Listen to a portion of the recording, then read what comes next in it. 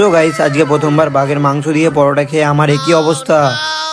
So চলো তোমাদেরকে গল্পটা হালকা করে শুরু থেকে শুরু করি। গাইস, আজকে সন্ধ্যেবেলায় ঘর থেকে বেরিয়ে যখনই হালকা করে রাস্তার দিকে তাকালাম, কি দেখি রাজা ডার্লিং ও নতুন এরোপ্লেনে নিয়ে দাঁড়িয়ে আছে। জলদি জলদি রাজার এরোপ্লেনে চেপে বেরিয়ে পড়লাম। হ্যাঁ, তো কিছুটা গিয়ে দেখি তিনটে বান্ধবীর সাথে দেখা। বান্ধবীগুলো বললো চল আজকে পার্টি হোক। তাই 10 কোটি টাকার এরোপ্লেনটা রেখে চলে এলাম একটা ফাস্ট ফুডের দোকানে। এসে ভাবনা চিন্তায় পড়ে গেলাম কি নিলে পার্টিরে জমবে। হ্যাঁ, তারপর অর্ডারটা দিয়েই দিলাম চিকেন মাঞ্চুরিয়ান, চিলি চিকেন আর লজ্জাপতি পরোটা। অর্ডার দিয়েই দেখছি কত টাকা হলো। ক্যালকুলেটর করতেই 20 কোটি টাকা দেখে আমি অবাক। তাও বন্ধুগুলোকে খাওয়ানোর জন্য নিয়ে নিলাম। হাঁটি হাঁটি পাপা করে চলে এলাম দোকানে জল নিতে। জল নিয়েই বেরিয়ে পড়লাম সবাই মিলে আমার মাটির ঘরের ছাদে। চুপি চুপি চলে এলাম সবাই মিলে ছাদে। ছাদে আসতেই সবাই মিলে পার্টি করতে বসে গেলাম। বসে যেতেই চুরি করে লুকিয়ে লুকিয়ে খাবার খাচ্ছে ছাগলটা।